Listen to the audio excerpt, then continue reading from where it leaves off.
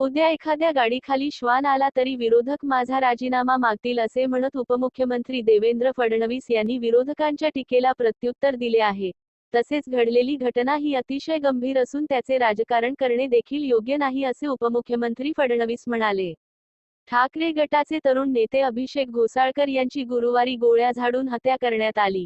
यानंतर राज्यात कायदा आणि सुव्यवस्था आहे का, असा प्रश्न उपस्थित करत विरोधकांनी उपमुख्यमंत्री देवेंद्र फडणवीस यांच्या राजीनाम्याची मागणी केली आहे. यावरच फडणवीस यांनी प्रतिक्रिया दिली. आपापसातील वादातून प्रकार फडणवीस बोलताना म्हणाले, घोसाळकर आणि मॉरिस काही वर्षे एकत्र काम करत होते.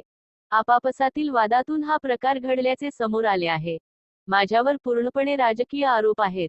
एखाद्या गाडी खाली एकदा श्वान आला तर ते गृहमंत्र्यांचा राजीनामा मागतील, अशी त्यांची अवस्था झालेली आहे. पण विरोधी पक्षाचे काम विरोधी पक्ष करतोय, असे फडणवीस म्हणाले. अभिषेक घोसाळकर यांच्यावर गुरुवारी गोळीबार झाला. ही घटना अतिशय दुःखद आहे. एका तरुण नेत्याचे असे निधन होणे गंभीर आहे.